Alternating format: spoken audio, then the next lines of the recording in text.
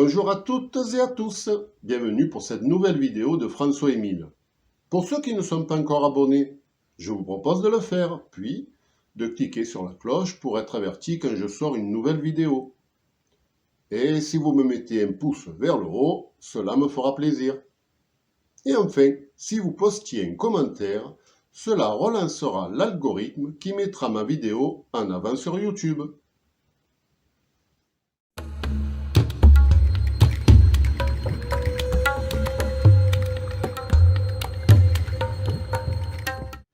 Bonjour à toutes et à tous. Voici encore une histoire qui ne s'est jamais passée, mais qui aurait pu.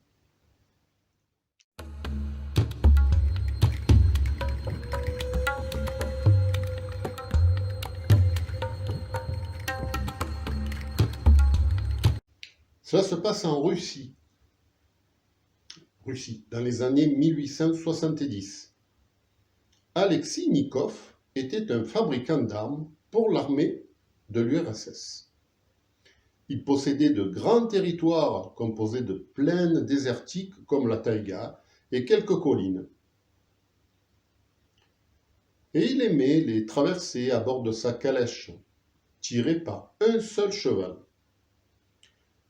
Il effectuait lui-même ses tests et travaux de précision en allant dans ces steppes essayer ses armes qu'il construisait. Mais, année après année, la dictature soviétique lui a tout volé, hectare après hectare. Cet homme avait un moral d'acier et il continua son travail de création, car il avait encore des dizaines d'ouvriers sous ses ordres.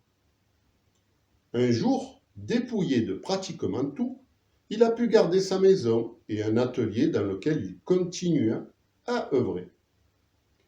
Il avait également pu garder sa calèche, avec laquelle il traversait autrefois ces prairies enneigées. Elle ne lui servait plus qu'à faire de petits voyages jusqu'au marché. Et puis, à la fin, ne voyant plus de côté positif à son existence, il décida de mettre fin à ses jours. Il se munit d'un revolver, de sa fabrication bien sûr, il prit sa célèbre roulotte, il alla au beau milieu de ses anciennes terres et il se tira une balle dans la tête. Quelques années après, on se rappela des circonstances de sa mort et on nomma ce concept la roulotte russe pour son suicide. Bon, le mot, on le connaît sous un autre nom, la roulette russe. Mais c'est dû à une mauvaise traduction. Bon, ne rigolez pas à cet instant parce que ce n'est pas fini. Ensuite, le petit atelier d'Alexis Nikov continua de sortir de nouvelles armes. Bien plus tard, et plus proche de notre époque, arriva une nouvelle arme originelle de Russie et qui avait comme base les innovations manuscrites posthumes de Nikov. Aussi, pour lui rendre hommage, à lui et à sa fameuse calèche, on la baptisa la calèche Nikov. Mais encore, avec cette putain de mauvaise traduction, on la connaît sous le nom de Kalachnikov. Voilà, vous pouvez rire maintenant. Vous connaissez le jeu sur mobile appelé Cody Cross?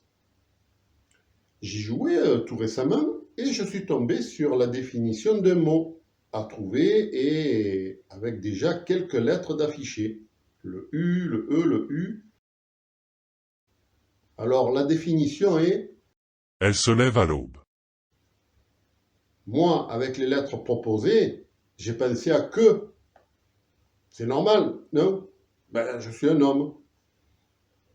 Mais ce n'est pas du tout cela. Alors et vous, avez-vous trouvé?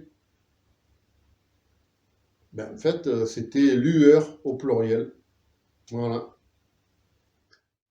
Vous avez certainement tous déjà entendu parler d'une collègue de bureau, style Sabrina, Jessica ou Gwendoline. Très belle, et dont tous les collègues en parlent en disant que il n'y a vraiment que le train qui ne lui est pas passé dessus.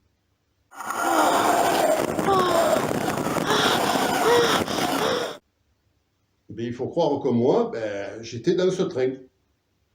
D'ailleurs, cela me rappelle un certain jour où j'étais dans un train vide.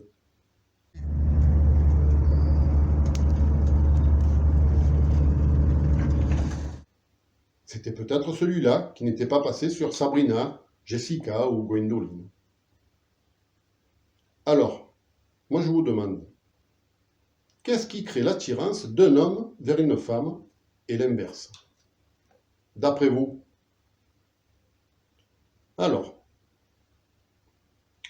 la femme serait attirée par un homme élégant qui aurait de la prestance, du charisme et de larges épaules, voyons. Mais s'il possède un chat, bien sûr, il remportera la femme qui le convoite. Mais s'il a une fortune, cela fera pencher la balance de l'indécision, bien entendu. Et chez l'homme, par quelle femme sera-t-il séduit? Eh bien, par une charmante femme qui sait montrer ses formes avec une belle tenue voyante, très voyante, et qui a peut-être aussi de l'argent. Mais non, vous n'y êtes pas du tout. L'homme sera attiré en tout premier par son petit minou. Ah, les hommes et les femmes sont décidément bien faits l'un pour l'autre.